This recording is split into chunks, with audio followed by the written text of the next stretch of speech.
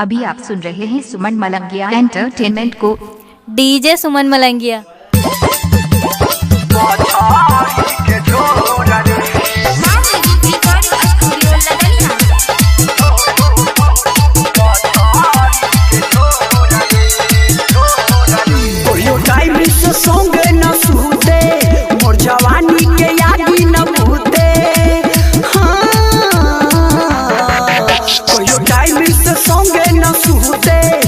जवानी के यादी न भूते हम कैसे बनब लड़को हो रे लड़को हो रे लड़को हो रे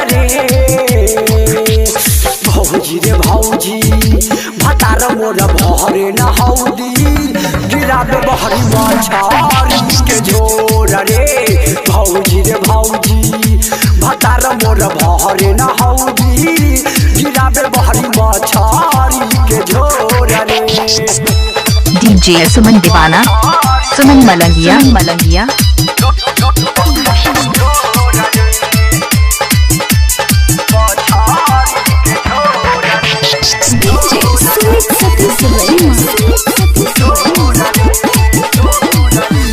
देवेला दुनू धर के बैलून मोर जवानी के पानी न झारे बनो कैसे माई करी कहा उपाय खाली सौतीन के हौदी उभरे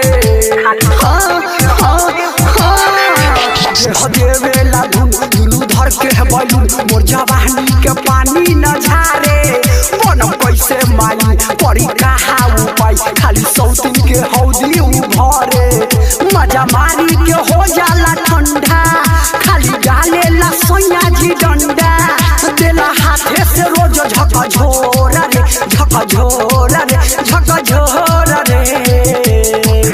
अरे भौजी रे भौजी भतार मोर भरे न हौदी गिराबे बहरी मछारी के झोर रे भौजी रे भौजी भतार मोर भरे न हौदी गिराबे बहरी मछारी के झोर रे। डीजे सुमन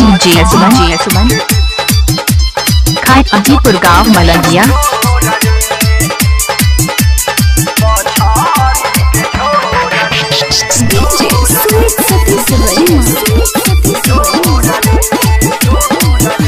तबारे बेलूर नहीं पूछहु बेलूर हमर पैसे बढ़ी संसार हो अपने खा ले खाना हमरा कहरेला मन रोज एनर्जी करेला बेकार हो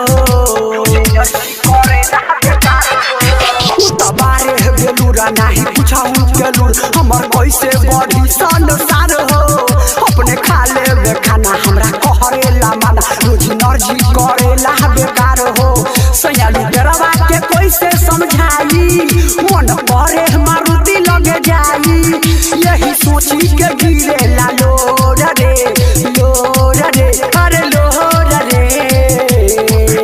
अरे भौजी रे भौजी भतार मोर भरे न हौदी गिराबे बहरी मछारी के झोर रे भौजी रे भौजी भतार मोर भरे न हौदी। डीजे सुमन मलंगिया मधुबनी। डीजे सुमन मोबाइल नंबर 8882452330।